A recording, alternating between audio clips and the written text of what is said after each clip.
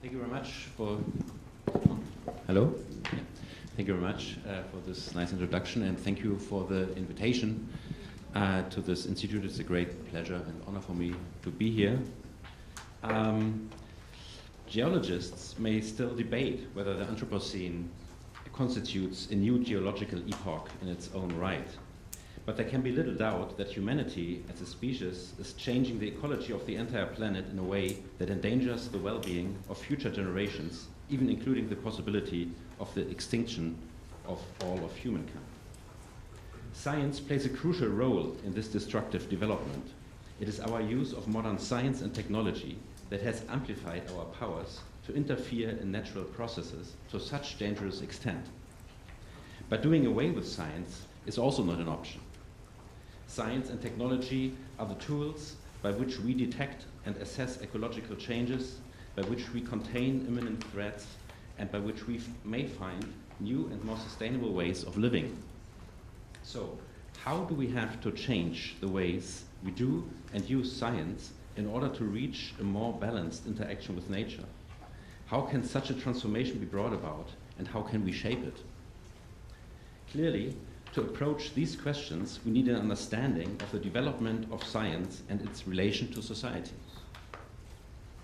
I will here use examples from the global long-term history of science, focusing on the case of China, to illustrate a few characteristics of the historical development of science that I think are important in this context. I will argue that science has multiple origins, that it emerged more than once in global history, and that there are real alternatives in the history of science. That is, there is no one-dimensional logic of development. Nevertheless, the historical selection of alternatives creates a path dependence. At every point in history, the space of possible future developments of science is conditioned by its current state. But how science further develops and what role it plays in society is not fixed by the scientific knowledge available in a given historical situation alone. It crucially depends on the way science is embedded in the broader knowledge system and in society. I will in the end then conclude with a few thoughts and questions on what these findings tell us about the necessary transformations ahead of us. Exactly when science begins in human history very much depends on how we define it. But no matter how narrow or wide a concept of science we want to apply, a crucial step towards what we now call science was made when knowledge was considered for its own sake with no immediate practical goals. The earliest documented instance of this type of supra-utilitarian or explorative form of knowledge dates back to the Mesopotamian scribes of the early 2nd millennium BCE, who explored the knowledge structures inherent in the symbolic means for land and labor management. The symbolic means, proto-numbers and a kind of proto-geometry, had developed in the practical contexts of administration, an administration that had become necessary in the context of the development of ever larger settlements, the early city-states. It was most probably in the context of schooling that the activities of the scribes and land surveyors departed from the direct application to practical problems of society and evolved into an exploration of the structural implications of the material and symbolic means of mental labor, a process that led, among other things, to the development of more general and more abstract concept of number.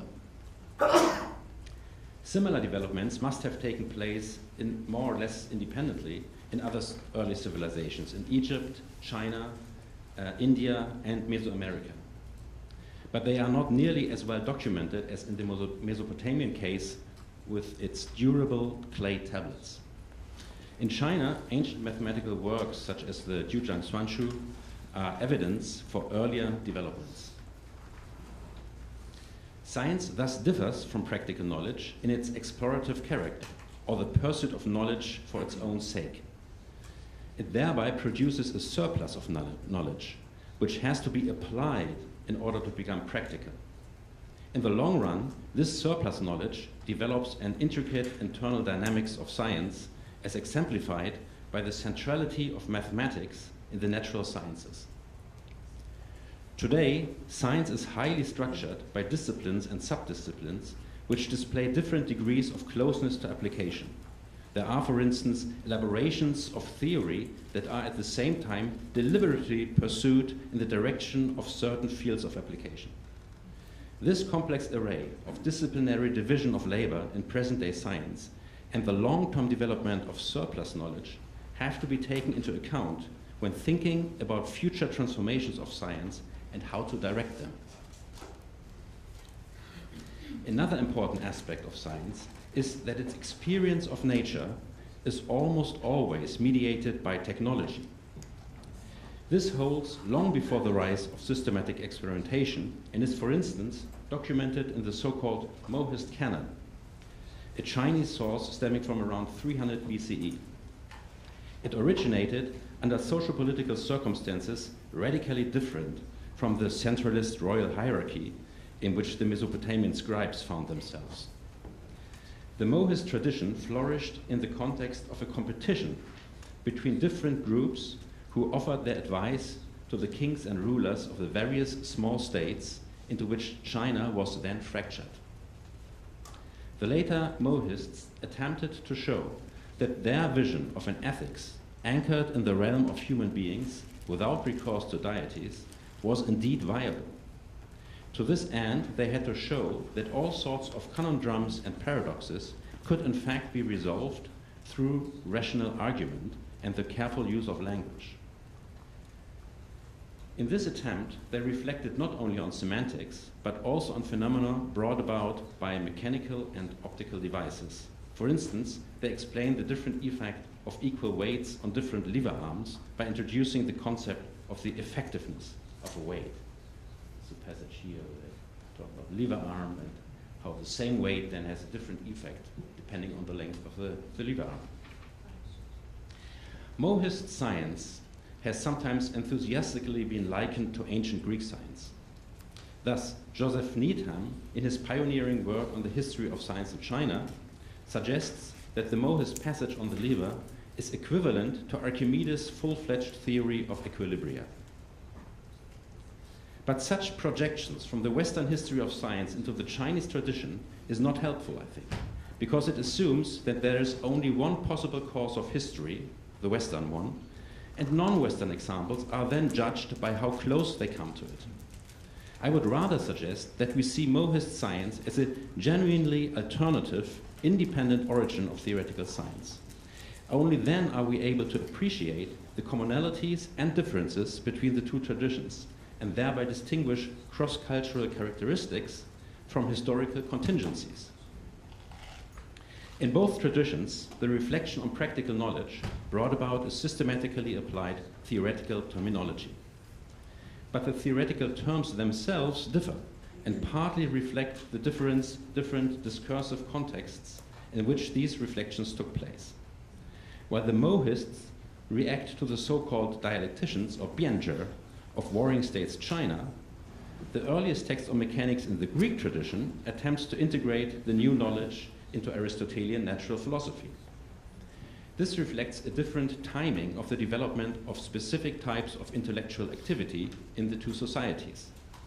While in the Greek case, the reflection on language occurs only after the creation of encompassing cosmologies, in the Chinese case, the later Mohist reflection predate the rise of syncretistic yin-yang cosmology. The existence of the later Mohist tradition within Chinese intellectual history corroborates another point of importance, I think, in the context of our discussion here. There is no simple dichotomy between Eastern and Western ways of thinking about nature. There's the widespread idea in Western literature on China that the Chinese conceived of the human individual, society, and nature as an unseparated oneness, while only Europeans had a concept of nature. This often goes along with the idea that East and West were operating on wholly different models or modes of thinking about the world. Chinese thinking being the correlative type as exemplified by the yin-yang and five agents scheme, while European thinking was analytical and causal. Such generalizations do not hold up to historical scrutiny. If one wishes to distinguish correlative from causal thinking about nature, one can find instances of both in both cultural realms. The Mohist canon clearly falls in the latter category.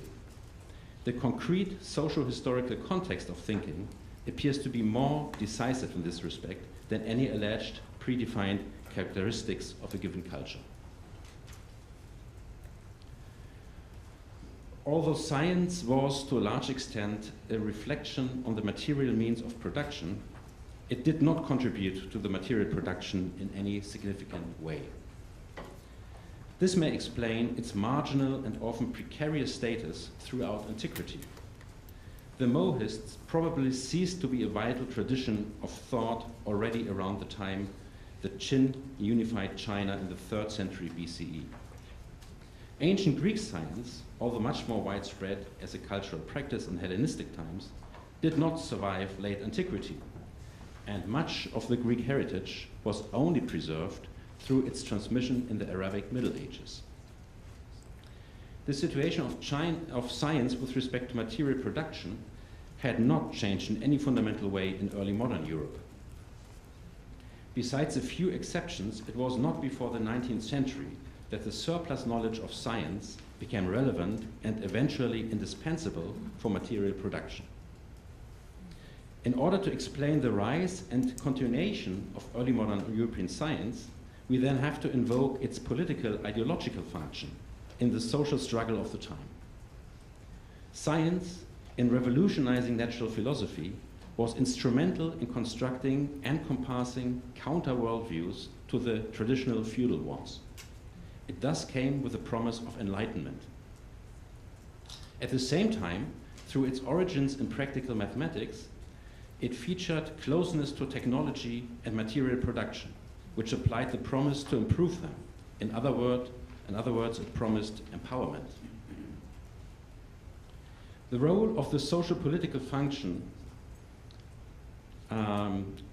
of early modern science, or the role it played in early modern science in its emergence and early development, becomes even more evident when we compare the European case with the alternative development in China. Precisely at the time when Europe was experiencing the expansion of knowledge that later became to be known the scientific revolution, technical and scientific knowledge was transferred to China on a large scale. Prompted by the interest of the Chinese elites in European knowledge, Jesuit missionaries mounted a large-scale campaign to systematically bring European knowledge to China. Thousands of books were shipped to China, astronomical instruments were built, cannons were cast, and Jesuit experts were appointed to work on the calendar and survey the land. Jesuit and Chinese scholars cooperated on countless translation projects to make the foundations of European science and its latest finding accessible to readers in China, from Euclid's Elements to Galileo's telescopic discoveries. And even fields that had fallen into oblivion since the Mohists and were no longer prevalent in the Chinese knowledge tradition, such as theoretical mechanics, became part of this campaign. The Yuanqi Qi the book of illustrations and explanations of the wonderful machines of the Far West that we see here, appeared in 1627 and presents the Chinese readers with the latest theorems of contemporary European mechanics. Now, if we assumed that it is knowledge alone that produces a scientific revolution, we should expect to have seen a similar development in China during the 17th and 18th centuries. But instead, the Chinese knowledge system remained largely stable. Ultimately, it was the Chinese knowledge institutions, such as the Bureau of Astronomy at the Imperial Court and the imperial examination system, that shaped the fate of the new knowledge. The elements of Western knowledge that could be assimilated to the Chinese system were incorporated, while other elements, such as theoretical mechanics, remained on the margins. Unlike in Europe, new practical knowledge did not come into conflict with traditional worldviews in China. The question concerning the true world system, for instance, whether helio or geocentric, which was so contentious in Europe from both a religious and a political perspective, failed to spark an equivalent conflict in China. The Chinese system of knowledge in the 17th century and its societal embedding were so stable that they even survived the decline and fall of the Ming dynasty in 1644 and its replacement with the Qing dynasty, a Manchurian foreign rule. The embedding of scientific knowledge in a broad system of knowledge, and in turn the embedding of this system in society, seemed to have had at least an equally significant impact on the development of knowledge as the knowledge itself. The situation had radically changed by the end of the 19th century. The stable knowledge system of modern science, with its solid embedding in industrialized societies, collided with the collapsing system of the Chinese elites, whose inferiority had, in their own eyes, been proven by the military defeats at the hands of Japan and the West. China entered an intricate process of adaptation of modern science from its early perception by certain groups of intellectuals, again as a promise of enlightenment and empowerment, to its full and systematic implementation through institutions of education, research, and development. Today, China has become integrated in a global culture of science and technology, leading in many fields, such as that of supercomputers, as you see here. Modern industrialized China therefore provides evidence for a path dependence in the global development of science and technology. Once the alliance of technoscience and industrialized production has come into being in some region of the world, it seems, it tends to spread globally and to displace other forms of material reproduction of society. And it seems to do so regardless of religious or philosophical traditions and over a variety of political systems. Now, turning back to our initial questions of how to confront the challenges of the Anthropocene, we then see that the structural exploitation of nature cannot be overcome by returning to local pre-modern societies. Historical examples of past societies that maintained a sustainable balance between humans and their environment are important and instructive. But we have to recognize that they all display features that are unachievable or even unacceptable for us, such as their extreme isolation or their ways of curbing population growth, for instance. But if we cannot voluntarily invent a different society, it is also not the case that society can do nothing but follow blindly a self-perpetuating techno-scientific development. Such technocratic idea of progress relies on the supposition that there is a predetermined path of techno-scientific development. And I have here tried to argue that there is no such predetermination and that there are alternatives in the development of science. In fact, looking more closely at the development of science and technology in 20th century China, it is full of deliberate decisions, from the development of nuclear weapons to the promotion of private transport and the car industry, and now to the electrification of private transport. The possibility, if limited, to direct science raises the question of whose science it is. To whom is it available? Who decides about its direction? And who has access to its results? This is a problem of democracy within single societies, and also a problem of democracy on a global scale. Does science serve local communities in their struggle for empowerment and for preserving local ecologies? Or does it serve the special interest of large transnational corporations with their inbuilt zeal for the maximization of profits? These questions show that the existence of alternatives in the development of science are closely related to the need of democratic control from the local to the global level. This is a direct consequence of the ways in which the development of science is dependent on its social embedding. But this is not merely a problem of politics or of science policy. It is also a problem of science itself. Science is not just a tool that can be applied this or that way. It has a deep structure that has a dynamics of its own, as I try to argue by highlighting the role of the surplus knowledge in the development of science. There is a complex web of interconnections of all parts of science, from the so-called pure fundamental science to its application and technical realizations. In order to take responsibility for its own development, science has to reflect the social and ecological consequences of its results. It has to extend its rationality to include its own interaction with society and nature. It has to take the limitedness of the planetary ecology into account. It has to take reproductive cycles into account and to think of humans as taking part in them. In certain fields, such as ecology and climate research, this is already happening. And it is the only way science can ultimately avoid betraying its promise of enlightenment and empowerment that motivated its promotion both in early modern Europe and in early 20th century China. Now, reflection on human actions and cultural practices is traditionally a task for the humanities and the social sciences. So just as the Anthropocene dramatically highlights the close entanglement of culture and nature, it also brings to the fore the necessity of combining the humanities and the sciences. We need knowledge of the planetary ecological system, a complex biophysical system of which human global society and its accelerated growth are an integral part, a joint task for science, social sciences, and humanities. We need knowledge of how transformations work, how innovations can be directed and then spread in society. Again, a joint task for science and humanities. I have here tried to argue for the role of the history of science in this. And we need orientation knowledge.